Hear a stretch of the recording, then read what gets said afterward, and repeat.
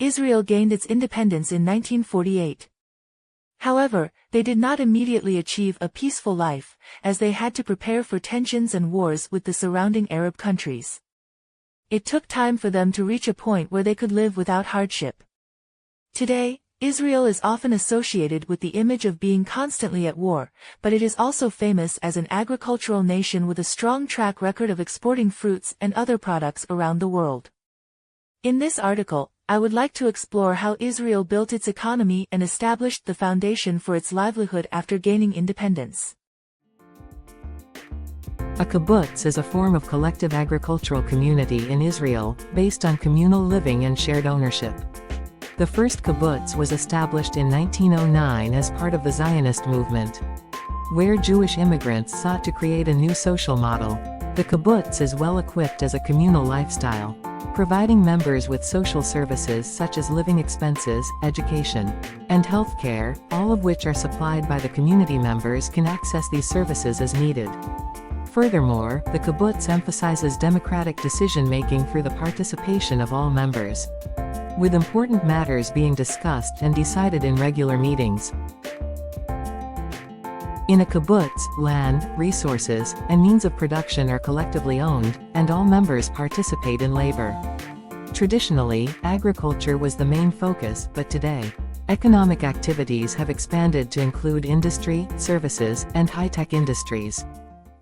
In recent years, many kibbutzim have undergone organizational reforms in pursuit of economic sustainability, introducing a salary system and allowing private property, marking a shift from the traditional model.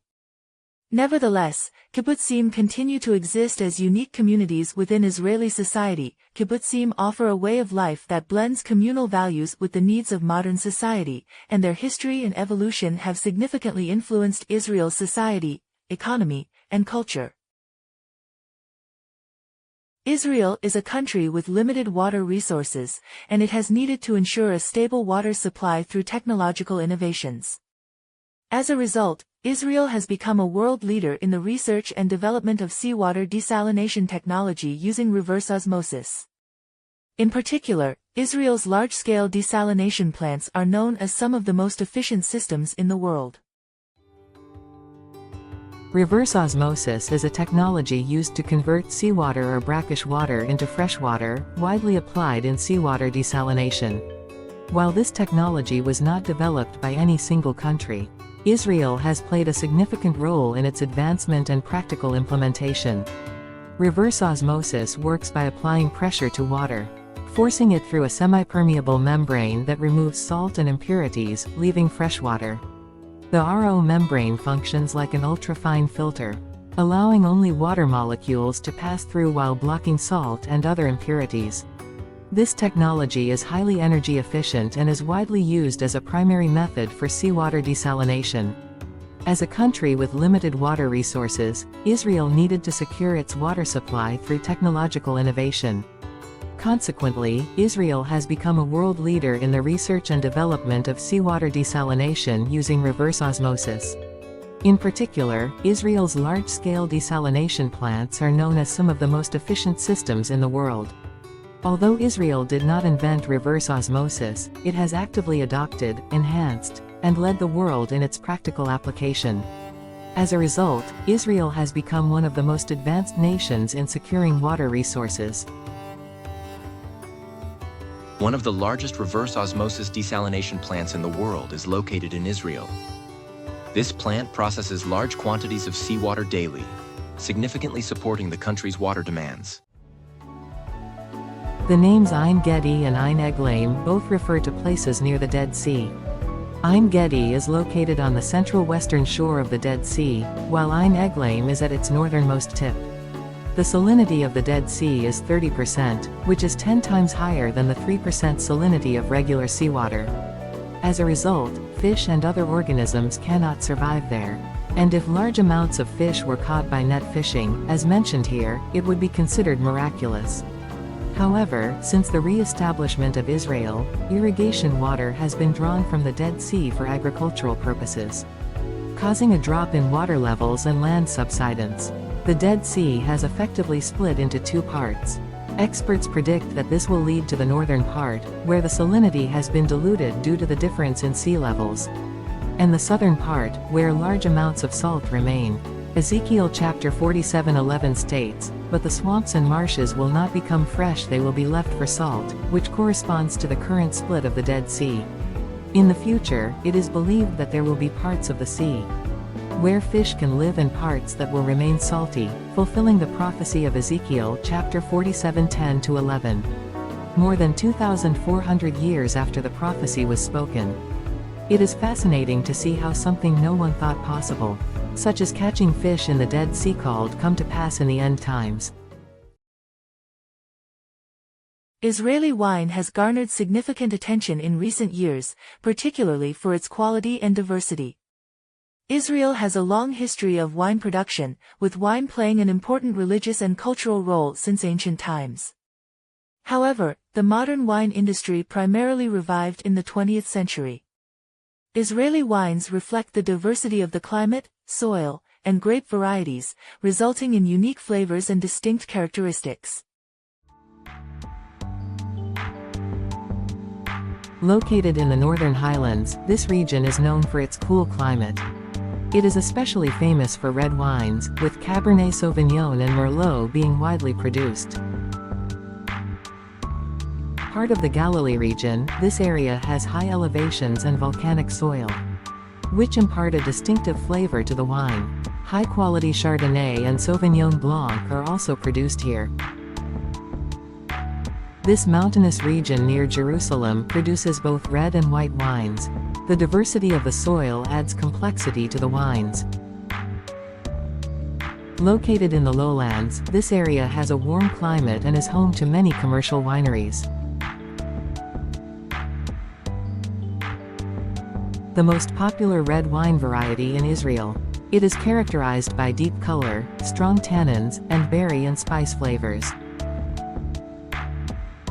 A red wine variety known for its soft, fruity flavors. It is often blended with Cabernet Sauvignon. A popular white wine variety. Excellent Chardonnay is produced in Galilee and the Golan Heights. A white wine variety known for its refreshing acidity and tropical fruit flavors. A variety uniquely developed in Israel. It produces richly colored red wines with strong fruity flavors. One of the most renowned wineries associated with the Rothschild family in Israel is Carmel Winery. Established in 1890, it is one of the oldest wineries in Israel, with the French Rothschild family, particularly Baron Edmond de Rothschild, playing a significant role in its founding. Edmond de Rothschild was a central figure in the creation of Israel's modern wine industry. In the late 19th century, the wealthy French Rothschild family supported Jewish settlement activities. They aided Jewish agricultural communities in Palestine, then under Ottoman rule, and focused on developing a wine industry. The Rothschilds recognized that Israel's climate and soil were suitable for wine production, and brought French expertise and technology to establish the winery. Baron Edmond de Rothschild, owner of Chateau Lafite Rothschild in Bordeaux, France, brought his winemaking knowledge to Israel. He imported technicians and grapevines from France and invested in establishing Israel's wine industry. From the outset, Carmel Winery aimed to produce high-quality wines. The combination of grape varieties imported from France and the latest technology earned Carmel's wines high praise. Over time, Carmel Winery expanded, acquiring many vineyards both in Israel and abroad, increasing its wine production. Recent technological innovations have enabled the winery to continue producing internationally recognized, high-quality wines. Carmel Winery produces a wide variety of wines, ranging from everyday table wines to premium wines. They offer a broad selection, including red, white, rosé, and dessert wines. Carmel Winery has won numerous awards at international wine competitions, and represents Israel's wine industry on the global stage. Their premium wine series, in particular, is highly regarded by wine enthusiasts for its exceptional quality. Carmel Winery produces kosher wine in accordance with Jewish religious laws. This makes it popular not only among Jewish communities worldwide but also with general consumers. Carmel Winery, founded by Baron Edmund de Rothschild, remains a historic cornerstone of Israel's modern wine industry. The winery continues to produce high-quality wines and enjoys international acclaim.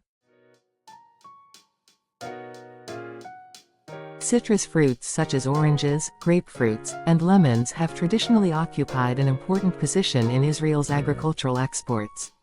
Notably, the Jaffa orange is a well-known brand in international markets. Israel is a major producer of avocados, exporting a significant quantity to the European market. The climate is well suited for avocado cultivation, allowing for the stable production of high-quality fruit. Israel exports high-value tomatoes, especially cherry tomatoes and Roma tomatoes. The country's tomato production employs technologies that enable high yields even in low-water environments. Israel is internationally renowned for flower production, particularly roses, carnations, and tulips, which are exported to Europe. Israel is famous for its medjool dates, which are in high demand worldwide.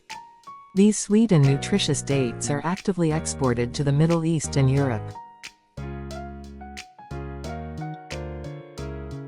The drip irrigation system developed by Israeli company Netafim enhances water use efficiency and is used to cultivate crops in arid regions. This technology is widely adopted in dry areas across Africa, Asia, and Latin America. Israel's greenhouse cultivation achieves high yields and efficient resource utilization. These technologies are highly valued in the international market, particularly for enabling agriculture in desert and dry regions. European consumers highly value Israeli agricultural products, with citrus fruits, flowers, and avocados being the primary exports.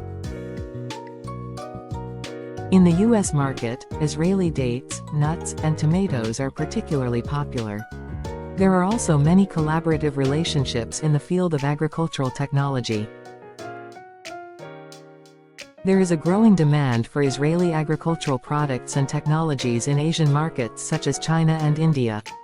Economic ties with Middle Eastern countries are also gradually strengthening.